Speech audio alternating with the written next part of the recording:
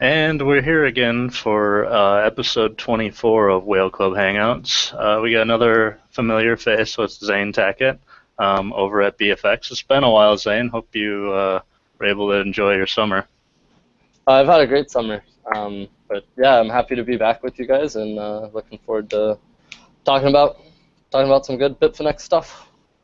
And as always, I have my co-host Flipper and BTC Drac with me. There's been a lot of swirling things going around with the Bitcoin trading space, and what's being developing out of those things from regulatory as well as platform performance issues. So we're going to go through some of those today with Zane. Let me just bring up the doc here.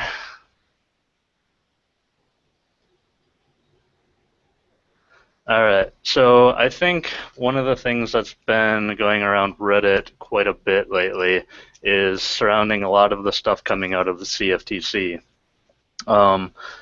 It was initially an email that was supposedly sent from the CFTC to somebody that was trading on BitFinex. It got posted on Reddit. At first, I just kind of dismissed it as somebody who was bag holding a short that was trying to scare the market. I did talk to Taylor Lavoria, the Bitcoin markets mod, and he actually called the number that's in this posted email here, and he did get the voicemail of this CFTC guy. I didn't follow up with him to find out if he actually got a response, but the next day the CFTC actually sent out a post saying about, what was it, Bitflips, and their platform that never get off the ground. So I guess what has Bitfinex, what is their stance on what's kind of going on around them with the CFTC? And we just saw yesterday that supposedly there's documents going after Cryptsy. So just kind of put that all in context as far as like just the regulatory front in general from Bitfinex's perspective.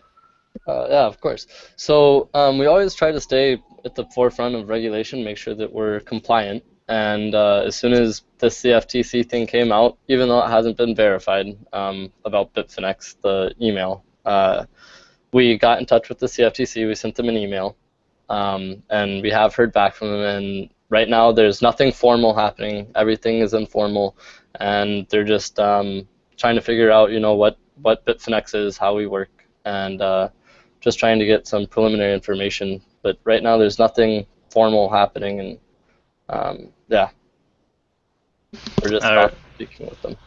Are there any thoughts from Bitfinex about the jurisdiction?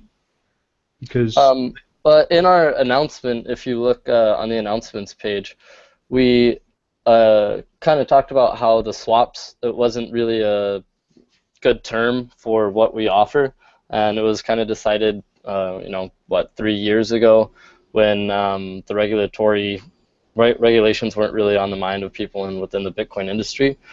But if you look at our announcement, it says, Phil talks about this, and I'll just read from that. In point of fact, Bitfinex is not a swaps trading platform, and Bitfinex is an integrated exchange and margin trading platform, margin liquidity being sourced on a peer-to-peer basis. And because the margin positions can also be claimed, they should not be construed as another kind of non-deliverable derivative product. So that's kind of where we stand. We don't believe that the swaps term and what they were looking for is really, it falls in line with what we're doing. Yeah, I mean, it gets difficult here because in that same post, the person went and got, I think it was from November of last year, the CFTC did kind of like a hearing on Bitcoin and Bitcoin derivatives.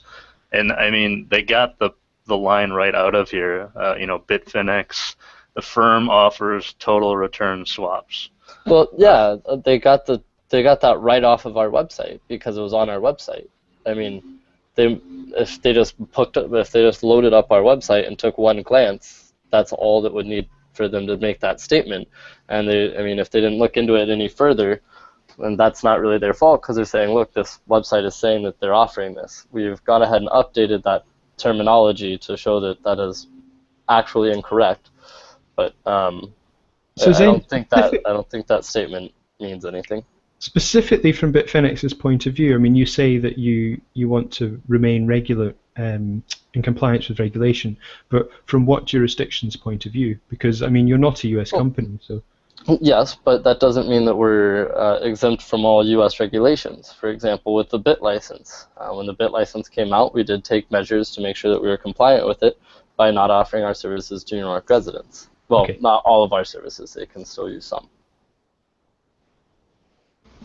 All right. I don't know how much we want to kind of go down this rabbit hole. I just wanted kind of an initial reaction out of BitFinex because I think the danger is it's very highly speculative of what's going on, and I don't really want to offer a lot of projections because it's still very murky. So putting that aside, let's move on now specifically to the BitFinex platform and what what as traders is probably at the forefront of importance to us. So Flipper, do you just want to take us through some of the platform upgrade questions? Yeah, sure. I mean, do you want to do upgrades or issues? I guess we'll start with the issues and then the upgrades that are in response to those issues. Okay, so yeah, I mean, let's talk about the button issue, because we know that during the high volatility that we had on the crash down to the 190s, people were desperately trying to close positions, and you'd get a little ping box saying it's closed, but it would still be there. And you'd come back, refresh the page, it would still be there, so you'd press it again, and we ended up with people, going way over their margin. So what's happened, and we know you've done the downtime and scheduled maintenance, so how is that going to fix that?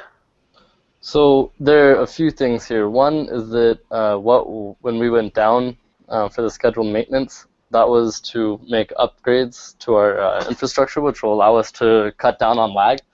So if you look at our explanation on what happened during the week of August 24th, I believe, those issues, that's when we ran into them. We explained that we believe some of it is based on on Redis, on the Redis database. We ran into an issue with that. So when we made these updates, it was related to that, and that'll go a long way in reducing the lag. And really, the double close is just present when there is lag, right? Because if you close it and there isn't lag, it's instantly recognized closed, and there aren't any problems. It displays on the website, and everything's all right. But the issue is when you get lag.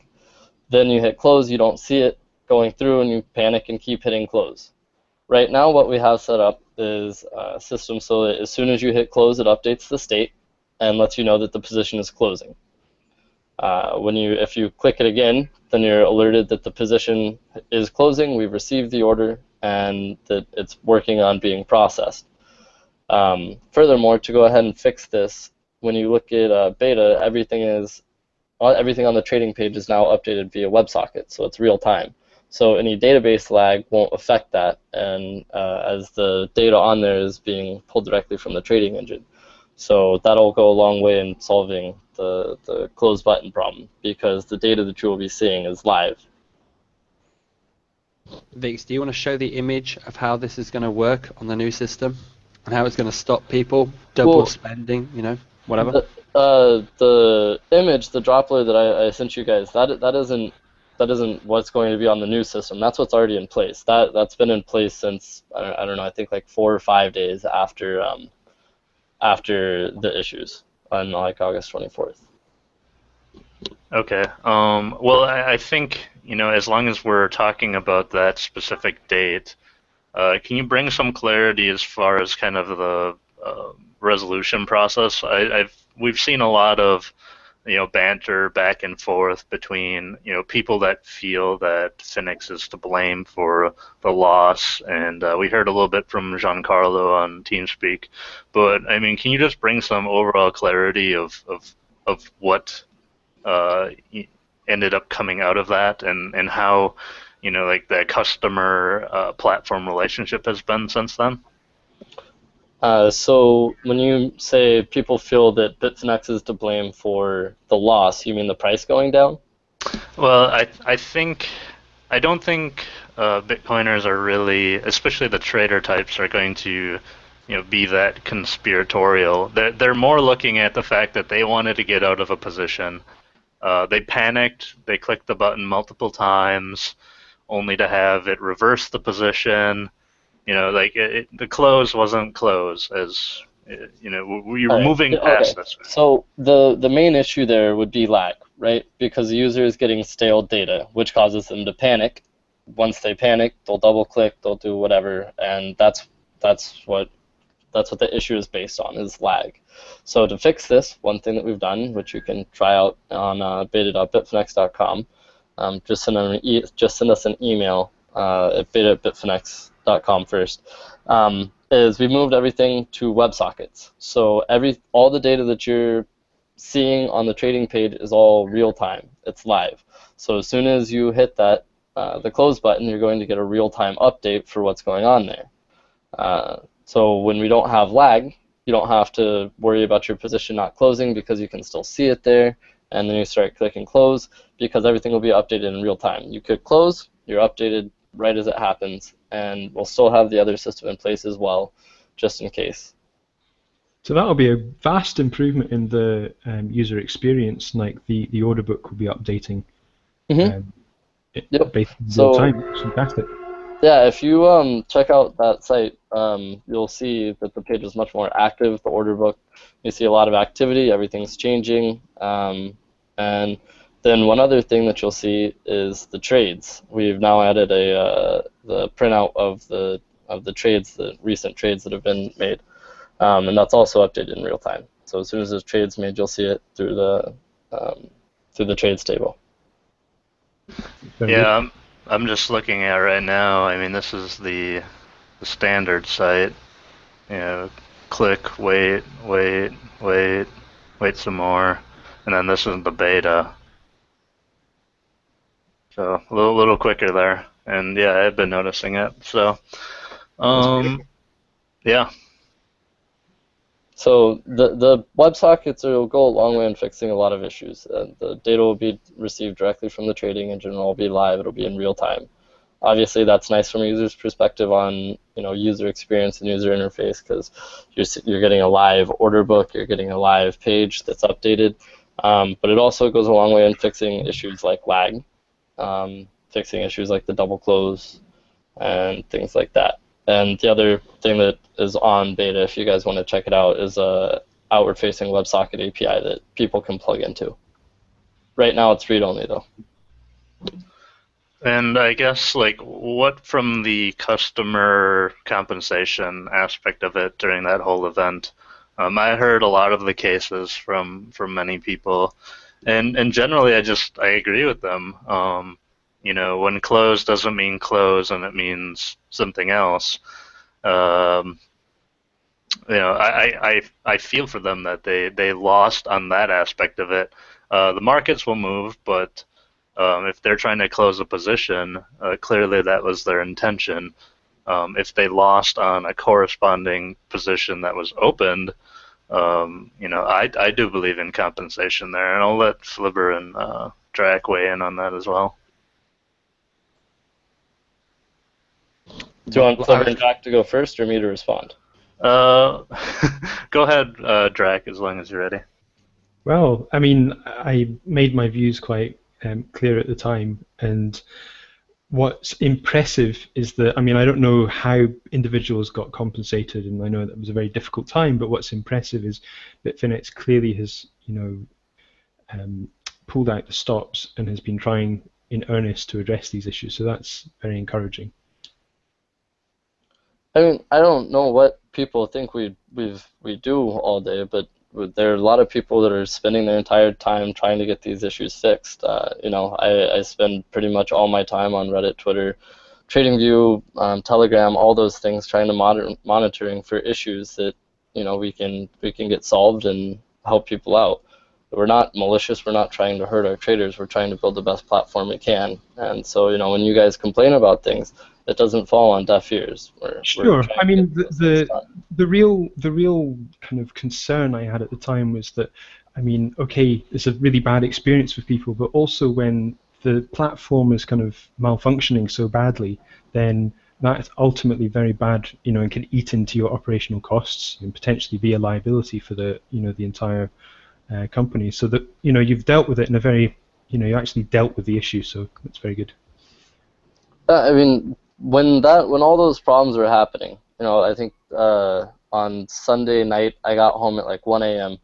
and I was up till 7:30 or 8:30 a.m. The next morning I woke up at 9. I got like 30 minutes or an hour of sleep and spent the entire day again dealing with the issues. Nobody was more frustrated at that time than we were, and especially Giancarlo, he was ready to kill us all. And so it's not like we were sitting there like, oh wow, that's unfortunate. We were in crisis mode trying to get everything taken care of, and I mean, Bjorn, our customer support guy, thank God we have him. He was logging 14, 16-hour days just digging through all the order logs, trying to find out what happened with the users and how to compensate them. And we had a lot of people that complained, a lot of tickets that were, the price went down, I got liquidated, I want money back. And it's, well, that's not how it works. And so he did have a lot of things to dig through to find, the people that actually did suffer issues that was on us. And you'll see a lot of comments on Reddit about people that did get reimbursed. And if anybody feels like they were wronged, submit a ticket. We'll look over it, and if we find that you were in fact wronged, we will reimburse you. So Zane, just going back to this button, because we can see on the image, once they press the button, the ability to close that position is then disabled. So that's going to prevent them pressing the button twice. Great. But as we were discussing earlier, is that on the server side? So if I refresh the page and come back to it on a different computer, whatever, will that close button still be disabled? Yes. Well, Excellent. I'd say disabled isn't the right word. It would still be in the closing state. Yeah. Okay, well, that's good. So basically, it's impossible to tell the engine to do the same thing twice. Once it's got the order, it's got the order. With once we're on WebSockets and that is live, that will be the case. Okay. Heard it here first, folks. Very good. Which is on beta. There we go. All right, Flipper. Let's skip over this for a moment here. I'll let you guys come back to the Bitcoinia code. But what about Alpha Point? I mean, what's the state of Alpha Point integration, or are we no longer integrating? So there's a couple things that I'd like to touch on with this. One is that people are like, why is it taking so long to get Alpha Point done? And when we looked into integrating with Alpha Point, we really did have to overhaul our entire backend, and that's what we did, and that's what we've been doing for the past several months. That was no small task. But while we were doing that, we figured out that the problem wasn't on the matching engine. That wasn't where the bottleneck was. It was on the post-trade processing. And again, that's another thing that WebSockets will be very nice to have, because all the data that you're seeing, it's not being pulled from the database. It's being pulled directly from the trading engine. So that'll go a long way in fixing that. So what are you saying? Are you saying that you no longer need Alpha Point? Well, I don't know. To be honest, I'm not exactly the best person. I'm not in tune with exactly what's going on with Alpha Point, but it's been put on the back burner as we solve the more pressing issues that are the bottleneck. Because the trade, I think in April we said that the integration is done, and that wasn't wrong, that wasn't false, but we could have launched with Alpha Point, and then the same issues would have persisted, and so that's just not what our priority is. Our priority is getting the issues that are the bottleneck fixed, and that's what we've been trying to do. So going on from there, a lot of the feature requests, which I think we'll go over again, we had asked for, I think, every single time we had a Hangout, and the answer was, well, we can't do that until we integrate with Alpha Point. Do you think now that there'll be the possibility to implement these new order types and whatnot, forgetting about Alpha Point? Yes. Well, I wouldn't say forgetting about alpha point, but I would say that regardless of where the state of alpha point is, those are things that we can look into doing. Brilliant. Yes. Brilliant. All right. Flipper, do you want to go over the swap payments? Yeah, I do, Zane, because I'd seen on Reddit there was a lot of talk about people getting paid wrong amounts, overpaid, underpaid. I noticed you'd done an update on that. What happened there, and what's the update? So the update is we updated the calculation, and now it is accurate. Anybody can test this for themselves, as a user on Reddit, Noggin Scratcher, did, and he reported that they are correct. Anybody else can do this, verify it for themselves, and if you find any issues, please contact us. But Phil just updated the swap calculation. He looked into it, wrote the calculation, and now it's fixed. How is it overpaying and underpaying people for so long, and wasn't going noticed?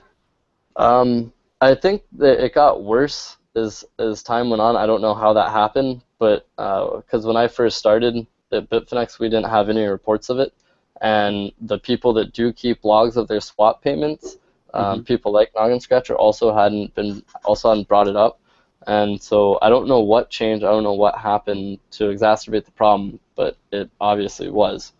And after that, then we looked into it, and we were having problems finding where it was in the calculation that what was the error. We believe it might have been a rounding issue, but not sure. And so Phil looked into it, wrote the calculation, and now it works.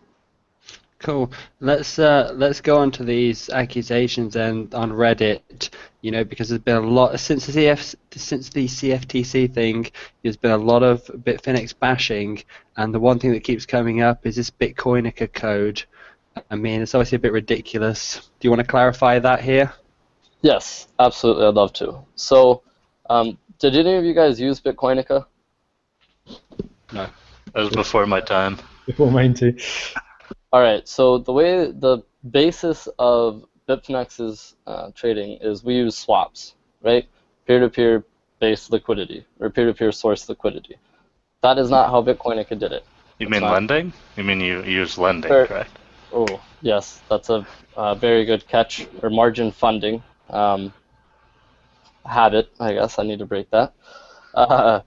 But if you look at the basis of how these websites function, they were different.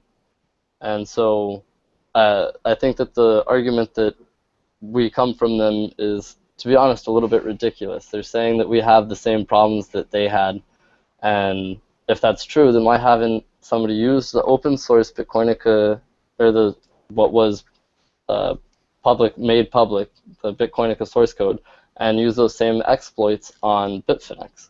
The user who wrote the blog post with Elux, he said he used the source code from Bitcoinica to come up with a bunch of problems that BitFinex has. But as I was speaking with you guys earlier, the Bitcoinica code that he put out is 35 lines. That's you can see that in, what is it, the user.rb file. Ours is 1,649 lines. So 35 lines compared to 1,649 lines. There's obviously some difference between those two websites. And if you look at Bitcoinica, it doesn't look at all like Bitfinex. If you look at how it functions, it doesn't function at all like Bitfinex. And so I think the argument is just ridiculous. Well, I mean, I was just breezing over this, so just forgive me if I'm a little bit distant from it. But I thought the substance of what Elux was saying was that the code provided some bug. The float bug is basically what it's called, and that's why you would get negative balances. Drac, do you know more about this than I do, or Flubber?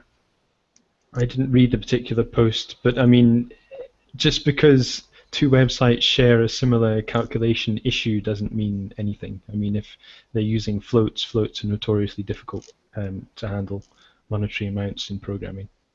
Okay. All right. Well, I mean, I'm not as keen on this particular topic, mainly because I felt like it was a lot of barking over something that I don't know if it really ultimately matters. I mean, the exchange is progressing, they're evolving things, and you I know, mean, like I'd like to point out one other thing. The website that they're talking about is having all these issues was built by or was run by one man, Raphael, at the time, and he got help from some guy named Myself or something like that. But now that is not the case. Raphael is not the sole developer. He's not. I mean, we have many other developers and other lead developers, and the team has grown a lot. Phil joined the team, which obviously helps a lot on the back end. And the team has grown a lot since then, and none of the things that were present there, very few, would still be existent today.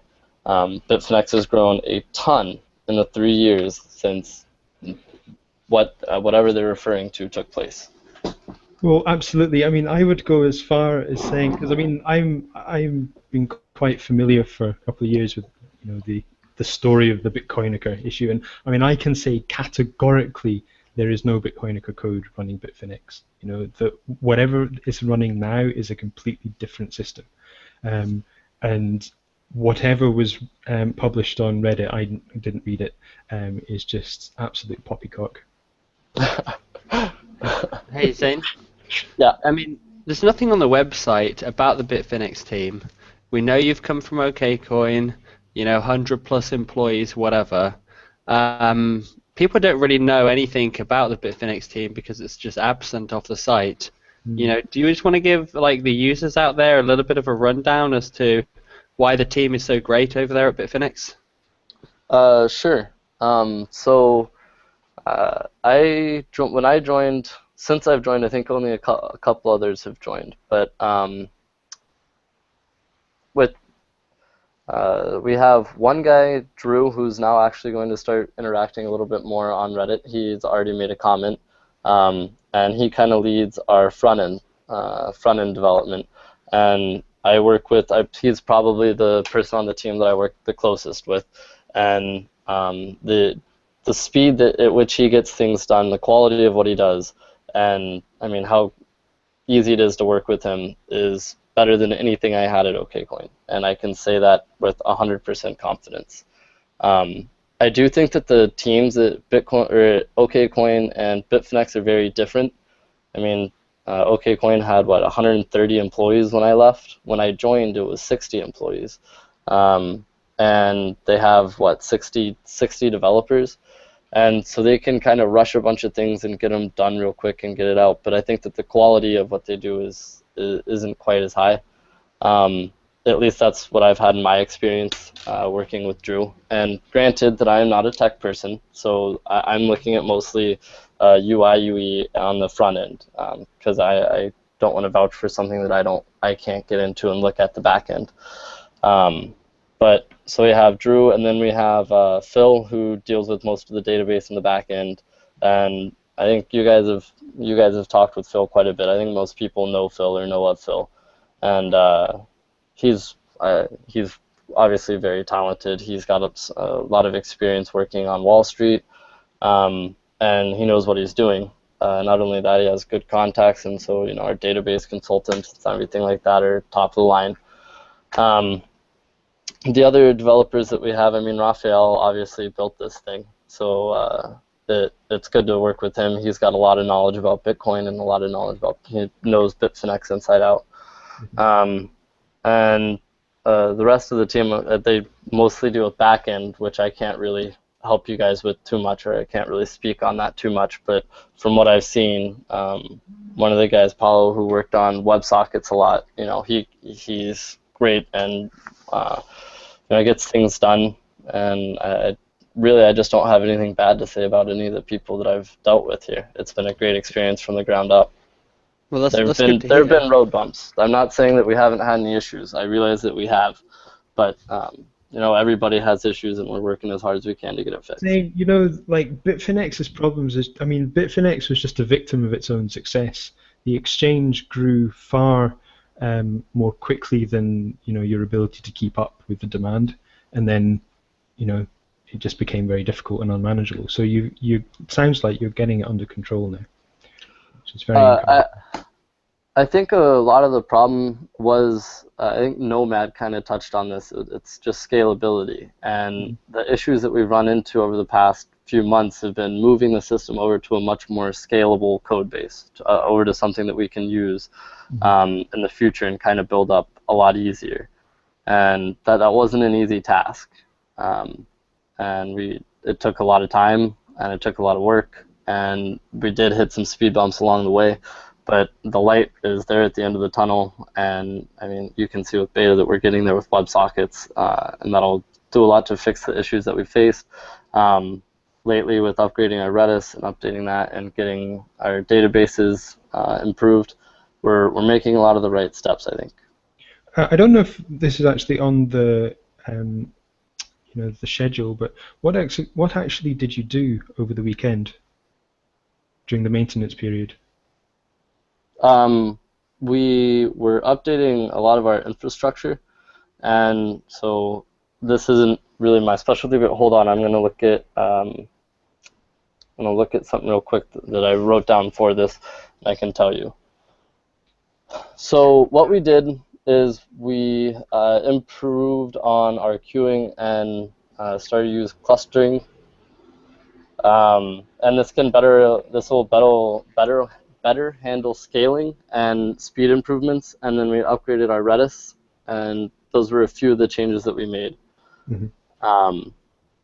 And so this will improve pretty much everything from the trading engine to what you're seeing on the front end, and it'll go a long way in reducing lag. So lag has obviously been a problem for us in the past, and that's one of our largest priorities to get fixed. That's why we've been doing, these big steps like moving to WebSockets for the front end and upgrading our databases and infrastructure. So if you have a clustering environment, you will actually be able to bring in new hardware without turning the system off. Yes, that's what we were saying, that making this upgrade will allow us to make future upgrades without having to go through the downtime. Very good. Yes. So that was a big point of that, is kind of getting it to where in the future we can roll out big updates like that without having to take down the site. All right. As you're alluding to, as far as UX, UI, and courting the trading community in general, what are the roadmap or just kind of thoughts on increasing leverage over at Bitfinex? And because a lot of us still are on OKCoin 20x leverage, and it's very hard for us degenerate gamblers to move to a platform with less leverage. So how would you kind of court that group of traders?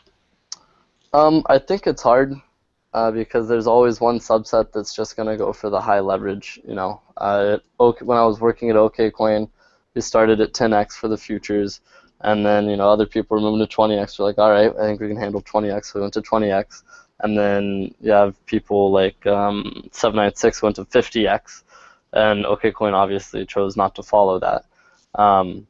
But I think there is a certain subset that it's just always going to be where the leverage is the highest. And at VIX, I know you were touting a site that lets you go 500x. But I do think there's always a certain part of the user base that's not going to go anywhere that doesn't offer ridiculously high leverages. Well, I just want to clarify there. The 500x is it's a CFD site, and it's only 500x for the FX pairs. We're not talking Bitcoin. I think they offer 25x on Bitcoin. So yeah, we're not going.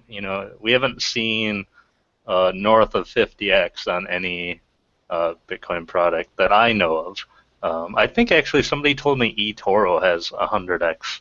Haven't really looked at that, but yeah, I do think there's like a spectrum of the degeneracy of the person, and eventually I just kind of got off the train at 20x, and I'm happy with that. But this kind of leads into the second part is, sure, BitMEX offers 50x, 796 offers 50x, but why have I not really been using their platform? I've kind of looked at them, had kind of some test sessions, but really it's starting to go into our next topic, which is, the functionality of the platform. Liquidity being one of them, and the second one is really the order typing. Why is it that from the number one USD exchange, we only have a stop market order? We don't have the stop limit.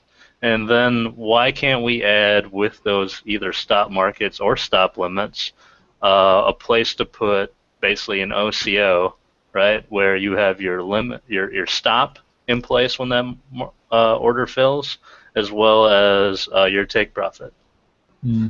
Or one thing that we haven't added in quite a while is order types, but I think that's something that we'll start to revisit soon. One that I know a lot of my clients asked for was the one that Coinbase added recently. What is it? It's the order that can only be a limit order. It won't go onto the book if it takes an order off of the book.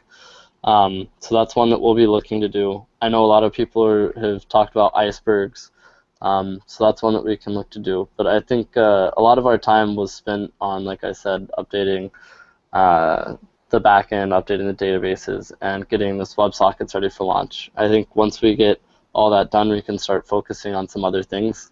Orders hopefully being one of them. So if you guys have any orders that you'd like to see besides the ones that Vix has already brought up, like the OCO, the iceberg, and I think Vix, you've asked for in the past a TWAP.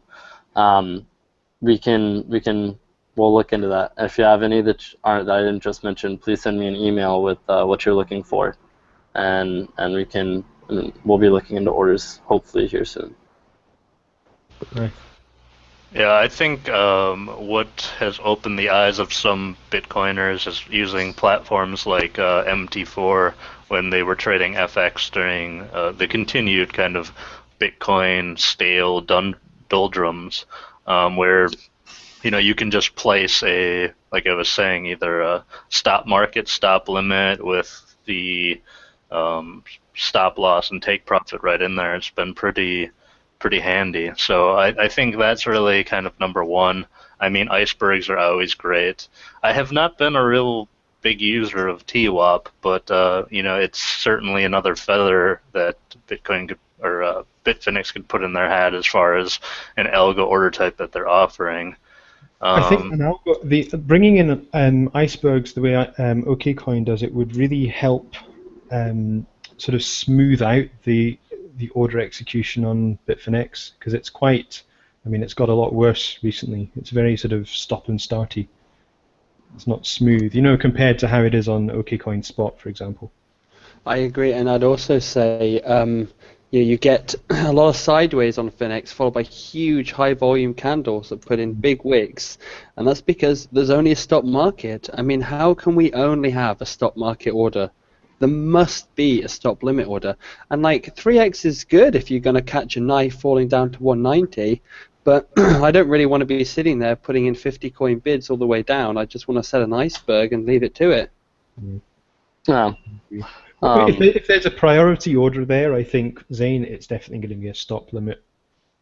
Okay, thank you for that advice. I'll try and create a list of orders in priority. I was under the impression that you guys would have said icebergs, but no, stop limit. Yeah, I mean, a stop limit is so important because, I mean, otherwise everybody's going to put their stop as they do at the bottom or top of the wicks, and that gets hit and there's this huge volume of people just getting murdered. All right, yeah. Thank you for the feedback. I'll speak with the team and see if we can get stop limit. What about the increased leverage then? What's happening there? So this is something that we've talked about before, and I see in the documents you guys gave me, you mentioned giving verified accounts higher leverage.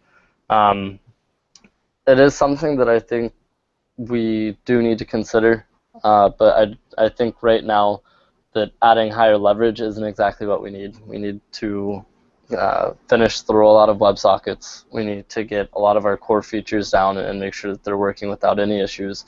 Make sure that we can handle the high volatility days. And then after that, we can spend some more time looking at doing something like adding leverage. Sounds fair to me.